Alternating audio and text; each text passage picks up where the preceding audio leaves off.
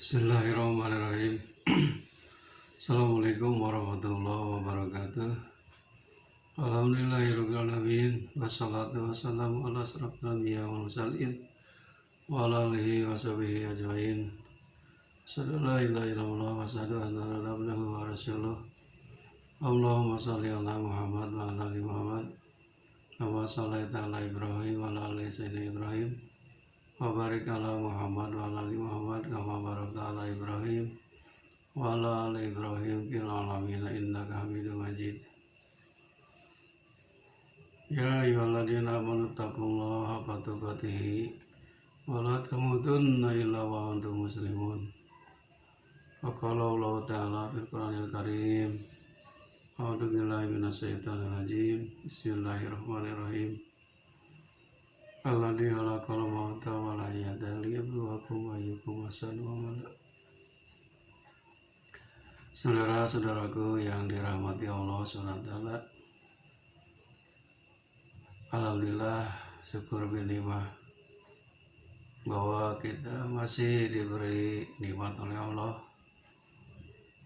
yang tidak terhingga. Nikmat itu baik nikmat jasmani maupun nikmat rohani, apalagi yang berhubungan dengan nikmat rohani, yaitu nikmat iman, nikmat Islam, dan nikmat sehat.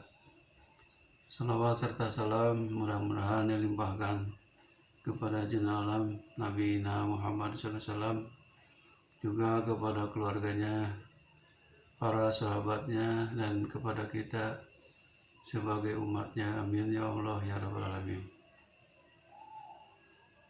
Saudara-saudaraku yang dirahmati Allah SWT,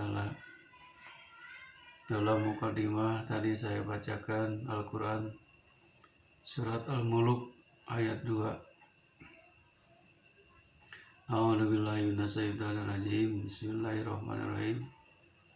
Alladzi khalaqal mauta wal hayata liyabluwakum ayyukum ahsanu amala. Dialah Allah yang menjadikan mati dan hidup adalah untuk menguji kalian, siapa di antara kalian yang paling baik amalnya. Saudara-saudaraku, hidup di dunia ini adalah penuh dengan ujian dan cobaan dari Allah. Ujian itu baik berupa nikmat maupun musibat. Semuanya adalah kehendak Allah SWT. Kalau kita diuji dengan berbagai macam musibah atau musibat, berarti kita harus sabar menerimanya. Diterima dengan lapang dada, secara ikhlas karena Allah SWT. Insya Allah, kalau kita menerimanya dengan ikhlas, akan mendapat pahala kesabaran. Ataupun sebaliknya, kita diuji dengan berbagai macam nikmat. Rasulullah SAW pernah diuji oleh Allah SWT tentang nikmat. Rasul itu selalu bersyukur atas nikmat, baik yang kecil maupun yang gede, baik yang sedikit maupun yang banyak. Selalu bersyukur atas nikmat Allah, sesuai dengan firman Allah dalam Al-Quran surat Ibrahim. A'udzubillahi minasyaitonirrajim. Bismillahirrahmanirrahim. La in syakartum la azidannakum wa la in kafartum inna adzabi lasyadid. Jika kalian bersyukur atas nikmatku, kata Allah, la azidannakum, pasti kami akan tambahkan lagi nikmat itu. Wa la in kafartum inna adzabi lasyadid.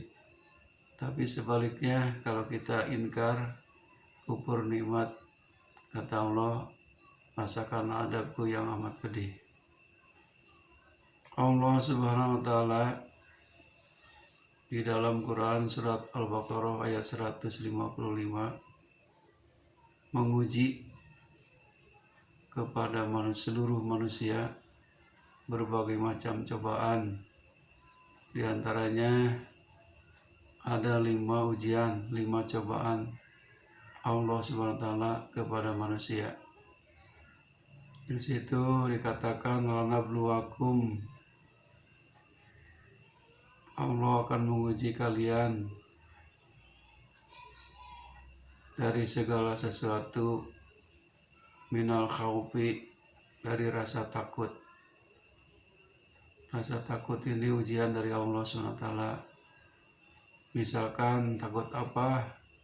Takut miskin, takut nggak makan, takut anak nggak bisa mencari ilmu, takut berperang, atau takut-takut yang lainnya. Padahal kata Allah, kita tidak boleh takut oleh manusia.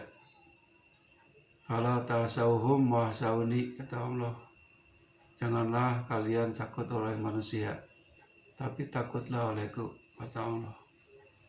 Kemudian Allah menguji selain takut minal ju'i, dari rasa lapar. Ini lapar ini diuji oleh Allah SWT. Contohnya apa? Saum atau puasa. Puasa itu kan lapar, diuji oleh Allah, menahan makan dan minum mulai terbit fajar sampai terbenam matahari. Itu harus sabar. Contoh yang orang kelaparan, misalkan ada orang pagi makan, siang, sore tidak. Ataupun ada juga orang yang kelaparan 2 hari 2 malam tidak makan. Itu juga merupakan ujian dari Allah, cobaan dari Allah, sabar atau tidak, atau putus asa. Kemudian Allah menguji yang ketiga adalah wanaksi minal amwali, dikurangi dari hartanya. Allah mengurangi harta. Misalkan dagang, biasanya untung, akhirnya rugi, diuji oleh Allah, harus sabar. Kemudian petani tanam tanaman, musim paceklik, kena musim kemarau, atau kena hama, pas panen rugi, tidak menghasilkan. Malahan tanamannya juga dilanda oleh banjir, habis semuanya. Kembalikan semuanya kepada Allah. Insya Allah kalau kita sabar akan mendapat pahala. Itu ujian yang ketiga dari Allah, dikurangi harta. Wal anfusi, kemudian dikurangi jiwa. Misalkan di keluarga kita ditinggalkan oleh orang tua, ditinggalkan oleh saudara, ditinggal mati oleh teman-teman, kita harus ikhlas. Karena ini merupakan ujian cobaan dari Allah SWT, harus bersabar. Kemudian wasamarot, oleh Allah dikurangi yang kelimanya dari berbagai macam buah-buahan. Yang biasanya misalkan panen buah anggur, buah apel, buah-buahan yang lainnya. Ternyata musim ini gagal karena kemarau, atau diserang hama, atau diambil pencuri, kita kembalikan kepada Allah SWT. Alladzina wabashiri sabirin, berilah kabar gembira bagi orang yang sabar. Bagaimana sifatnya orang sabar apabila diuji oleh Allah, cobaan dari Allah? Dia itu alladzina idza asabathum faqalu inna lillahi wa inna ilaihi rajiun. Dia berkata, inna lillahi, kami kepunyaan Allah, wa inna ilaihi rajiun, dan kami akan kembali kepada Allah. Jadi semuanya kembalikan kepada Allah SWT. Ujian ini memang kalau diterima dengan nafsu, dengan emosi, pasti tidak akan menjadi ibadah. Malahan kita akan menjauhi dari perintah Allah, jauh dengan Allah. Seharusnya kalau kita diuji oleh Allah dengan musibah, maka kita harus mendekat kepada Allah. Kata Imam Al-Ghazali, ujian atau musibah itu dibagi tiga macam. Yang pertama, kita harus sabar fi taatillah, harus sabar dalam taat kepada Allah, sabar melaksanakan perintah Allah. Contohnya perintah Allah banyak, sholat saja yang 5 waktu, wayahna bahasa Sunda mah. Jadi kita ini misalkan dingin atau panas atau lagi capek karena kewajiban, maka harus bersabar. Kalau kita ingin mencari ridho Allah, mendapat ridho Allah, maka sabarlah dalam taat kepada Allah. Kemudian sabar fi maksiatillah, sabar dalam menjauhi maksiat kepada Allah. Melakukan dosa stop, melakukan maksiat stop, karena bermaksiat dan berdosa itu adalah murka Allah. Jadi kita harus sabar menjauhi segala larangan-larangan Allah Subhanahu wa taala. Yang ketiganya, sabar fil musibah. Kita harus sabar di mana ditimpakan bencana. Bencana itu musibah macam-macam. Ada gempa bumi, ada gunung meletus, ada banjir, ada kebakaran, dan ada juga yang dikasih penyakit. Itu juga termasuk musibah. Harus sabar. Contohnya ujian-ujian yang paling berat diberikan oleh Allah kepada para nabi dan para rasul. Contoh, Nabi Ibrahim alaihissalam sampaikan dulu zaman Raja Namrud dibakar, diuji keimanannya. Ternyata kata Allah, ya narukuni bardaw wa salaman ala Ibrahim. Api yang menyala panas itu kata Allah dingin, ya dingin. Akhirnya Nabi Ibrahim diselamatkan oleh Allah SWT. Kemudian kesininya Nabi Yakub alaihissalam. Nabi Yakub alaihissalam diuji dengan macam penyakit berat. Sampaikan dia itu sakitnya selama 17 tahun. Dalam riwayat, Nabi Yakub alaihissalam asalnya orang kaya raya, diuji oleh Allah, kekayaannya habis semuanya. Binatang ternaknya, tanam-tanamannya, anak-anaknya juga meninggal semuanya.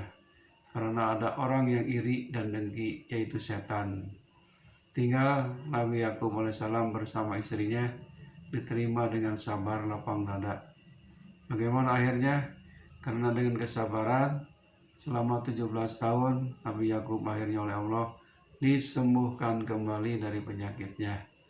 Itulah contoh-contoh para nabi, para rasul yang ditimpa berbagai macam ujian atau cobaan oleh Allah SWT, tetap tegar, tabah, dan sabar. Selalu mengucapkan inna lillahi wa inna ilaihi rajiun. Hadirin rahimakumullah, mudah-mudahan surat Al-Baqarah ayat 155 ini menjadi ibrah, tadkirah bagi kita bahwa Allah memang menguji kepada kita dengan berbagai macam ujian, berbagai macam cobaan. Yang pertama diuji oleh Allah, pertama dengan rasa takut, kemudian rasa lapar, kemudian dikurangi dari harta benda, kemudian dikurangi dari jiwa, yang kelimanya oleh Allah dikurangi dari berbagai macam buah-buahan. Harus selalu sabar, tawakal kepada Allah SWT. Wabillahi taufiq wal hidayah. Assalamualaikum warahmatullahi wabarakatuh.